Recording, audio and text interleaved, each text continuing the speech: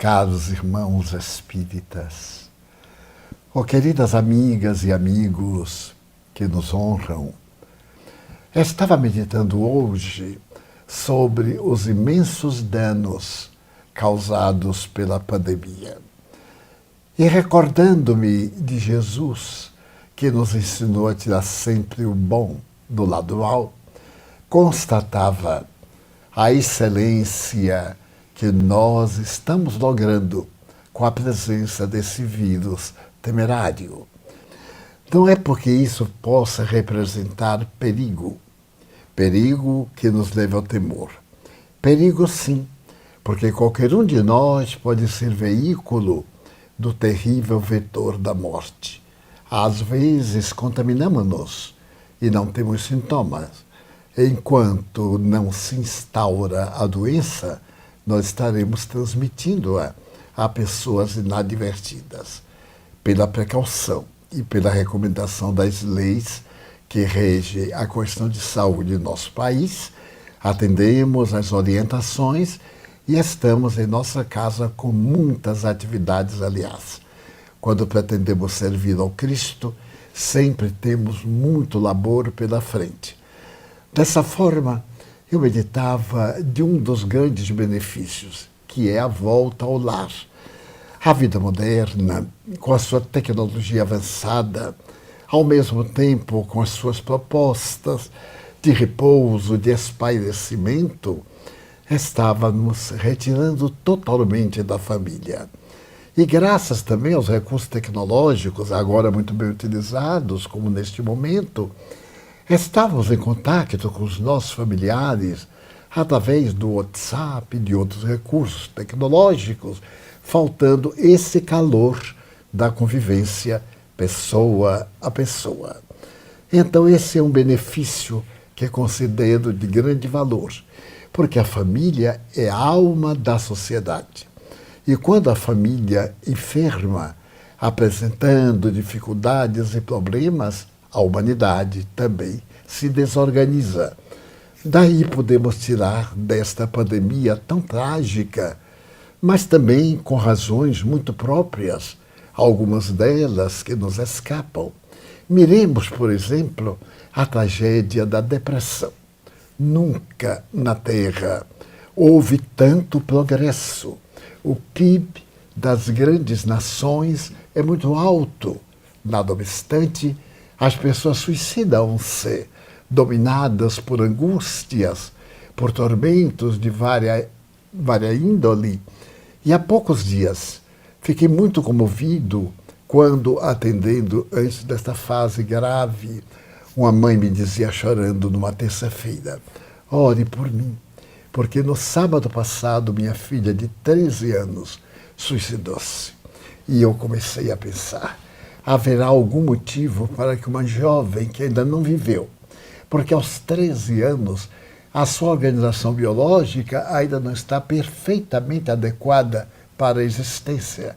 Os hormônios ainda estão em fase preparatória para poder procriar mais tarde, no caso da adolescente. Que motivo teria, se é que motivo existe, para destruir a vida física, sabendo ou ignorando que a vida continua? A vida continua e nada pode interromper a criação divina. Iniciada em Deus culmina quando atingimos a nossa plenitude, perfeição relativas. Desta maneira eu comecei a pensar, faltou a esta criança uma orientação básica, uma informação, uma análise, para ver qual era a culpa, qual era o anseio, qual era a questão que ela não pôde resolver e dar-lhe a mão gentil. Lembro-me muito do eminente mestre da Universidade dos Estados Unidos em Los Angeles, Leo Buscaglia. Ele escreverá mais tarde um livro sobre o amor. Ele ensinava a sua atividade psicológica e certo dia, ao chegar à classe, notou que uma das suas alunas não estava e perguntou aos demais amigos, aos colegas, aos alunos. E uma moça disse, ela suicidou-se. Mas como? Ela subiu aqui ao lado, numa das nossas praias próximas. Então deixou o carro ligado e atirou-se ao mar. Era uma moça linda. Era uma jovem que tinha tudo. Morava em Los Angeles, no mundo dos sonhos. Fazia universidade, era jovem, 19 anos de idade. E ele então teve um choque e disse como é que eu, psicólogo, psicoterapeuta, não notei que ela estava com problema. Como é que, olhando-os rapidamente, não percebi que ela estava às margens da agonia, diante de um problema muito grave? A verdade é que isto abalou o eminente psicólogo. Ele resolveu, então, falar sobre o amor, porque veio a saber depois que havia sido um problema de gelo com o namorado. Ela se sentiu rejeitada e resolveu suicidar-se. Então ele perguntou, mas como? Parecia uma estrela de cinema. Era uma jovem com todos os requisitos e padrões da beleza dentro dos arcanos da atualidade. Então ele perguntou, mas o que é que o jovem entende como sendo o amor? Fez uma ligeira autobiografia mental e notou o amor de sua mãe. Eles eram italianos de origem e durante os grandes problemas do pós-guerra, seus pais vieram para a América, vieram morar em Nova York, no Bronx, um bairro muito difícil de viver naquela época, pelos graves problemas morais, problemas econômicos. E acontece que, muitas vezes, passaram fome. Seu pai havia sido maestro de um grande teatro e sua mãe havia sido uma primadona. Então eles resolviam cantar. E ele, Léo, normalmente, enquanto a voz fazia variações, ele fazia também mudanças de personagem. Desde Madame Butterfly ao Rei Lear, ele desempenhou papéis dentro de casa cantando óperas para espairecer a fome. Lutou tenazmente e conseguiu a universidade, tornou-se mestre e lecionava em Los Angeles. Mas o que é que estava faltando à juventude? Ele pensou então em dar aulas sobre o amor. Quando ele falou com o reitor, o magnífico reitor lhe disse, Buscaglia, os jovens de hoje sabem perfeitamente que o amor, muito mais do que nós, adultos. Ele disse, não, eles sabem sobre sexo, mas não sabem sobre amor. Eu desejaria dar-lhes uma aula sobre amor. Você está louco, meu amigo. Essa juventude, não importa. Eu só quero a permissão da reitoria. A reitoria deu-lhe a permissão. E ele fez um anúncio. No primeiro dia, a sala reservada para a sua aula sobre o amor estava repleta. Foi insuficiente. No segundo dia, ele foi para um pátio. No terceiro dia, ele foi para o pavilhão de esportes e chegou a ter 3, 4 mil alunos falando sobre a excelência do amor. E começou a ouvir as descrições do que se pensava ser amor. Uma jovem disse, eu sei que sou uma jovem bonita, mas os rapazes, quando olham para mim, eles me veem como objeto sexual. Eu não tenho valor nenhum além disto. Uma outra diz, é curioso, eu estava recentemente numa aula, entrei e saí, não chamei atenção. Entrou um cachorro e logo toda a classe se movimentou em torno do pequeno animal. A vida está muito difícil, professor. E cada um falou dos seus dramas, da facilidade, das suas fugas psicológicas, dos seus medos, da necessidade de, quando encontrasse uma garota, diziam os rapazes, teriam que ser audaciosos, começar com atrevimento, porque elas já estavam desacostumadas à ternura, ao aperto de mão, à carícia. Estavam já agora competindo na área sexual, mas sem qualquer uma preparação psicológica, uma preparação afetiva, dessas que estimulam a psique e, naturalmente, estimulam também os órgãos procriadores. Então ele começou a dedicar com uma abnegação imensa. E durante um período ele lecionou, o que motivou que ele publicasse o livro O Amor. É um livro best-seller. Mas é exatamente esse amor que ainda nos está faltando na sociedade. Na família, os pais chegam no trabalho exaustos, E quando o filho corre para o afago, agora não, meu filho, mamãe está muito cansada, papai está com dor de cabeça, tem um outro compromisso. E as crianças desta e da geração passada têm experimentado o amor camuflado de presentes. Dá-se-lhe imediatamente um aparelho eletrônico. Se procura investir subornando o sentimento, porque o dar parece que é uma forma de amar. Nem sempre. É também uma escusa para poder ocultar os seus sentimentos. Então, o vírus, o coronavírus, está trazendo-os para casa. Muitos pais masculinos estão sem saber o que fazer. Meu Deus, como sem saber? Basta que se dedique a ler. Basta que procure a seleção nas redes de televisão de obras monumentais. Aqui no Brasil, por exemplo, nós temos imensos cursos gratuitos que podem ser acionados pela internet, melhorar a cultura, desenvolver inteligência e despertar que nós somos mais do que um animal racional. Nós somos espíritos imortais. Existe em Deus a nossa semente, mas vamos dizer o contrário. Existe em nós a semente de Deus, porque somos criados. Como dizia o professor Humberto Roden, Deus é um criador. Para não confundir com o criador de galinha, o criador de cavalos, o criador de coisas. Não estou muito de acordo com ele, mas é um estudo que ele fez para mostrar o respeito que nós devemos a este ser absoluto que pôde criar o universo. Então, em casa, nós temos quantas coisas, quantas conversas nós temos, quantas experiências de adultos para narrar aos nossos filhos.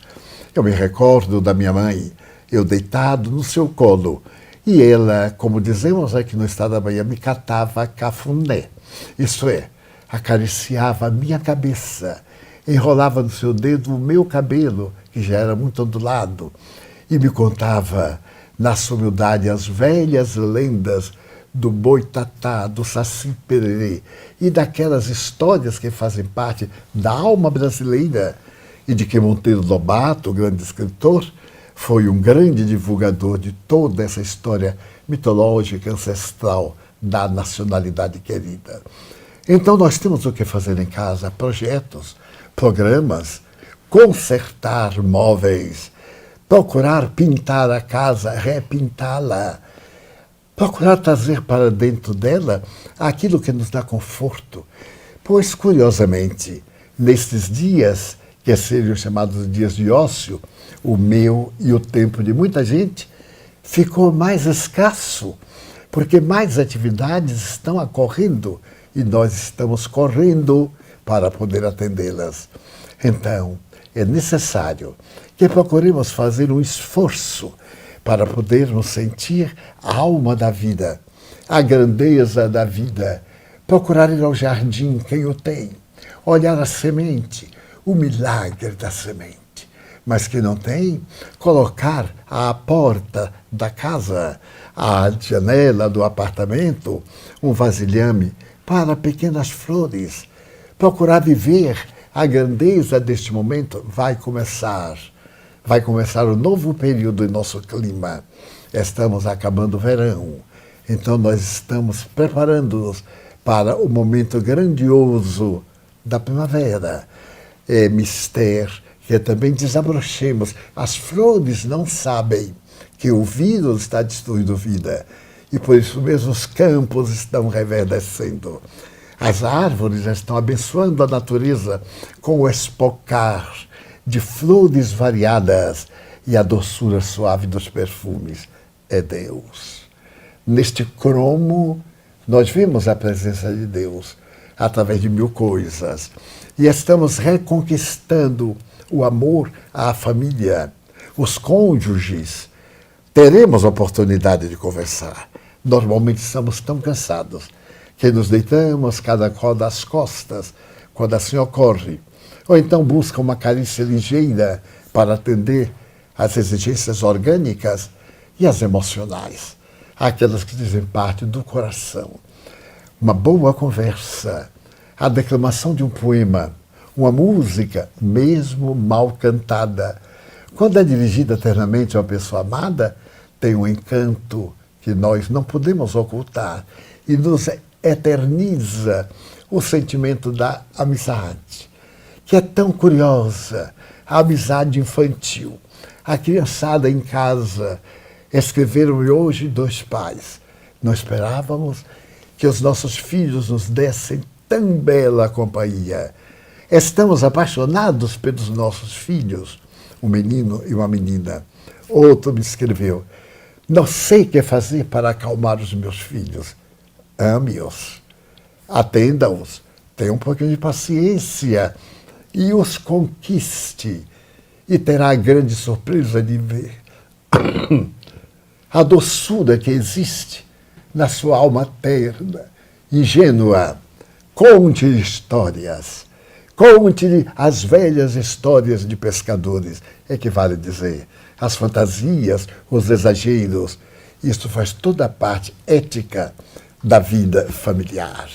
E de imediato, procure compreender que você não está ali por um mero acaso, antes de reencarnar-se. Os espíritos nobres que o protegem mostraram-lhe a grosso mais. Muitas vezes uma criança é abortada espontaneamente. E os bons espíritos asseveram que elas receberam o mapa das responsabilidades que deveriam viver enquanto estivessem na Terra. E compreenderam que não estavam preparadas. Possivelmente iam fracassar. Então, rogaram a Deus a oportunos fatores, mas sempre para o bem da criança, o adulto de amanhã, e para os pais, que estão ansiosos, com a ternura necessitando de carícia. Então, vale a pena este benefício imediato. Depois, nós havíamos atingido um estado de degradação que ninguém, sejamos honestos, respeita ninguém. É tão nobre dar um lugar quando você está sentado a um idoso, a uma mulher gestante, a uma pessoa enferma. Quantas vezes nós vemos nos veículos públicos e em festividades, em lugares de aglomeração, as pessoas fingirem que não estão vendo e não têm a mínima gentileza. Isso faz parte da vida. É como que um corolário da beleza. É tão bom quando nós nos voltamos para uma jovem e pedimos com outros corpos, porque a vida passou a ser de natureza sensação. E a sensação cansa, molesta, perde o sentido e parte para a exaltação.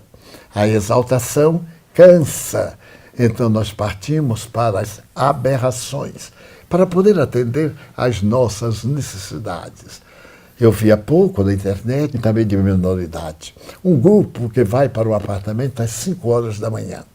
O que é que pode esperar-se? O que é que vai acontecer? Aconteceu pior, aconteceu uma desgraça. 2 famílias destroçadas por causa da imprevidência, da precipitação, da banalização da vida, por causa de um baseado, de uma dose de anestésico, de uma droga aditiva. Será que a vida de 17 anos, que ainda vamos ter pela frente muito tempo para viver, para desfrutar, não merecia pelo menos um pouco de respeito?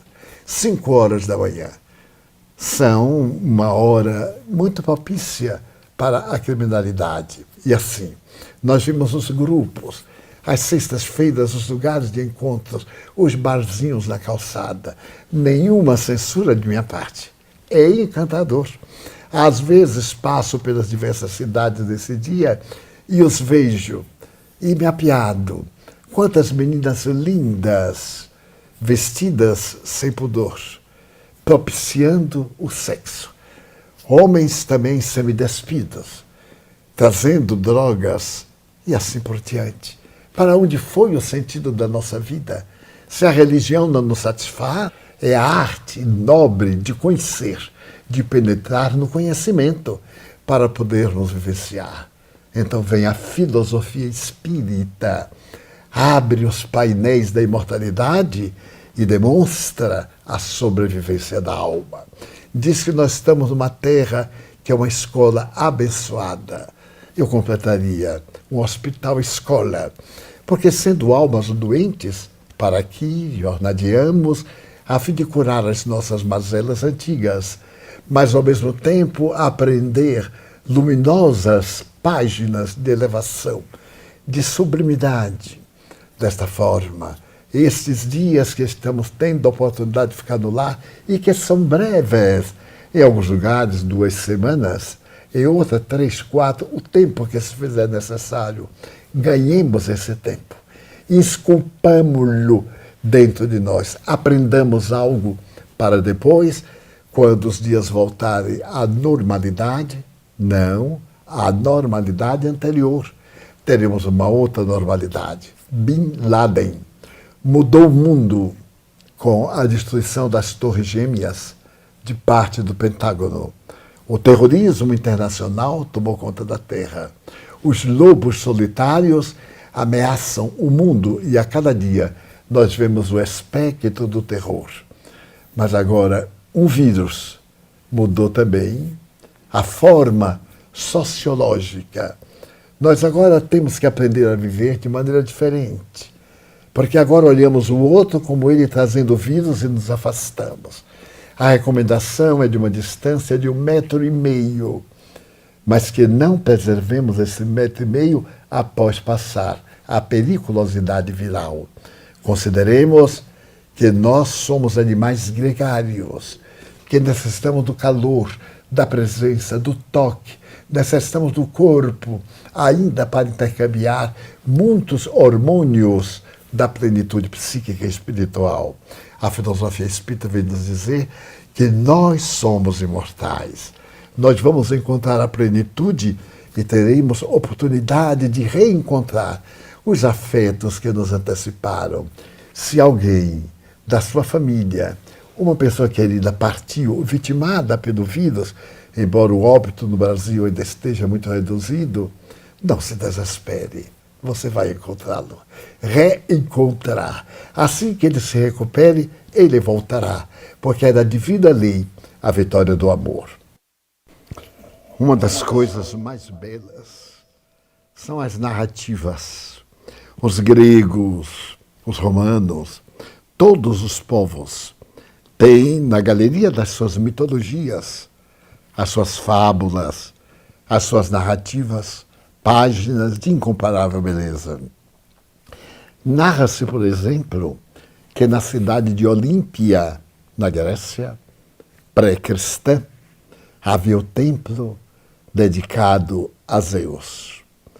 Tratava-se de uma obra possivelmente trabalhada por Fídias ou Praxíteles, os dois mais notáveis estatuários coríntias, que eram os capitéis adornados pelo trabalho espiritual quase daquelas mãos que modelavam mármore, com um teto reluzente. E no fundo, a escadaria imensa com 30 degraus, acima dos quais estava a imponente estátua de Zeus. Zeus, o deus dos deuses, estava sentado, tendo na mão o símbolo do mundo e na terra o cetro de Todo-Poderoso. É curioso que em um entardecer, quando o silêncio invadira a sala imensa e o sol era filtrado pelas colunas perfeitamente colocadas uma após outra, um homem estranho adentrou-se e, fascinado pelo brilho de Zeus, os olhos eram imensas esmeraldas, proporcionais ao enorme biótipo que representava a divindade.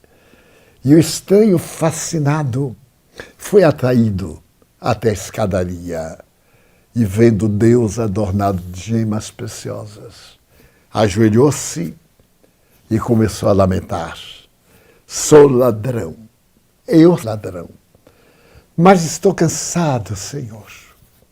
Desejaria encontrar uma presa que me proporcionasse uma fortuna capaz de me aposentar. Poder desfrutar era o maior prêmio que eu poderia esperar da divindade. E continuou o seu lamento, a sua rogativa. E adormeceu. Adormeceu de exaustão. E, mais tarde, os primeiros raios de ouro do sol singravam as nuvens e, como flechas atiradas por um Deus corajoso, feriam a terra. Ele levantou-se e tinha a impressão que os olhos de esmeralda de Zeus estavam pousados sobre ele. E uma alegria estranha lhe percorreu o corpo. Ele saiu como um triunfador. Ao chegar do lado de fora, a imensa escadaria que o colocava a de Faustosa, que ainda dormia. Saiu andando. A umidade do amanhecer. As mansões silenciosas. Rosa mansão, toda ela feita de mármore. Portas laterais estava aberta.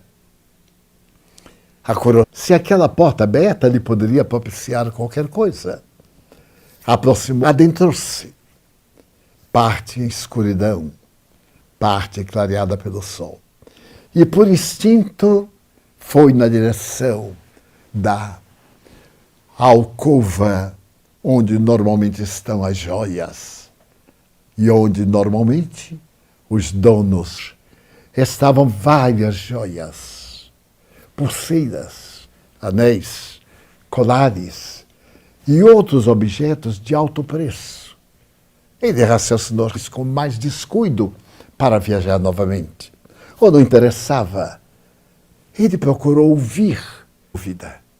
Pegou a fronha de um travesseiro, deu-lhe aquelas joias rutilantes de preço grandioso, mas também preciosos. E ele foi colocando. Estava agora o saco, a antiga fronha. Ele ouviu passos. Passos lentos de uma pantufa gasta. E contemplavam coisa nenhuma. E o cego abriu os braços na porta para impedir qualquer movimento e disse: quem está aí? Eu estou ouvindo a respiração. O cego avançava na sua direção, porque escutava com os ouvidos especiais a respiração ofegante. Então ele percebeu que estava perdido, porque o homem ia gritar.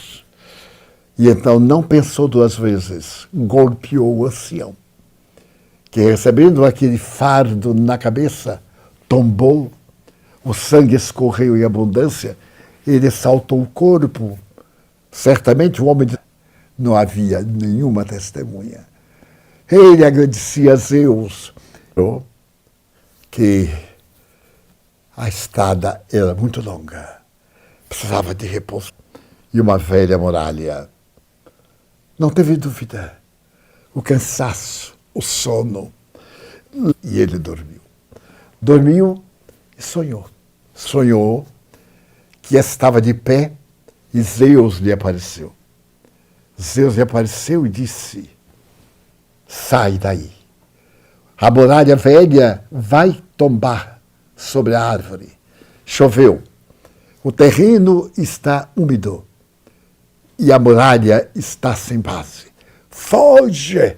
Deu-lhe um grito, ele despertou, olhou, a natureza parecia tranquila. Mas ele pegou o fruto da rapina, afastou-se quando, com um estrondo inabitual, a velha, a proteção de Zeus, salvou-lhe a vida. Ele teria ficado soterrado, morto, sobre os escombros. Então ele pensou, já anoitecia quase, quando ele se adentrou pela segunda vez no templo glorioso que esplendia no cume da montanha e se aproximou do altar. Olhou para Zeus e disse naturalmente o de que a sua alma estava referta, gratidão. venho agradecer-vos por me haverdes salvado a vida. Abriu o saco e escolheu a gema rubim, como um sangue coagulado, e pegou a pedra vermelha, subiu um pouco os degraus e depô-la. É o que eu te posso dar. Tu me salvaste a vida e eu te devolvo a vida com este sangue mineral.